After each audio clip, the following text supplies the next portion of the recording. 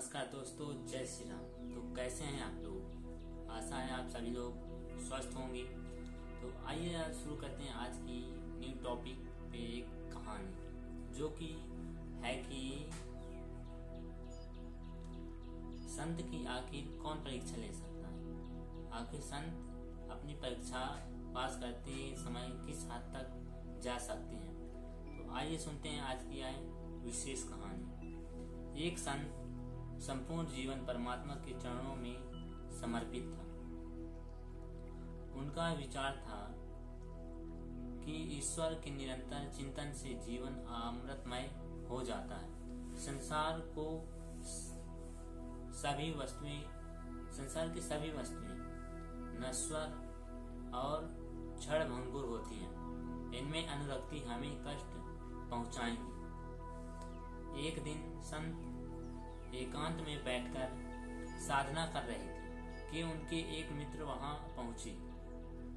वह मित्र उस दिन सोचकर आए थे कि संत की परीक्षा लेंगे। उन्होंने कुछ इस तरह की भाव भंगिमा बनाई जैसे कि किसी बात को लेकर बहुत चिंताग्रस्त हो। उनकी ऐसी स्थिति देखकर संत ने पूछा, आप बहुत चिंतित दिखाई दे रहे हैं, आपकी इस समस्या मैं जान सकता हूँ? मित्र बोले, कुछ मत पूछो मित्र।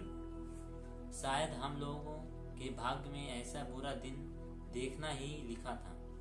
क्या मालूम नहीं हुआ कि आज रात को ही संपूर्ण संसार काल के गाल में समा जाएगा। रात को प्रलय आएगी। यह सुनकर संत आनंद से झूम उठे। उन्होंने हंसकर कहा, मित्र, यह तो आपने बड़ी अच्छी बात बताई।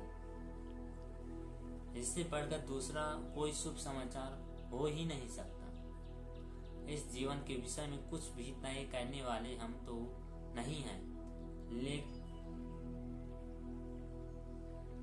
फिर हम क्यों इसे लेकर चिंतित हो रहे हैं? मनुष्य इसलिए इतने कष्ट झेलता है क्योंकि वह स्वयं को ही सब कुछ मान बैठता है, जबकि नियति तो कोई और लिखता है। इसलिए जब तक जीवन है तब तक हम प्रसन्न होकर जिए और सत्कार्यों से दूसरों का जीवन भी सुखी बनाने का प्रयास करें। संत के मुख से ऐसे शब्द सुनकर उनका मित्र अवाक होकर उन्हें देखता रह गया।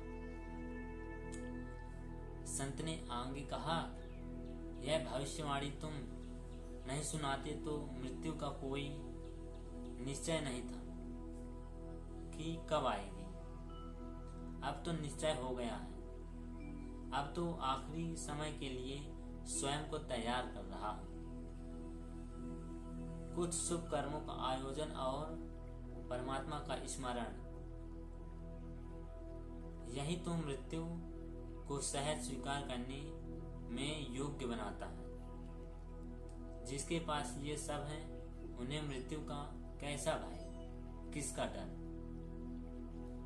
वह तो मृत्यु को जन्म मृत्यु के चक्र से मुक्त होने का साधन बना लेता है।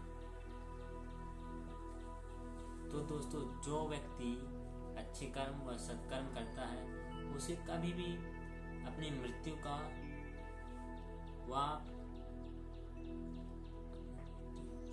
उसको अपनी मृत्यु का डर नहीं रहता।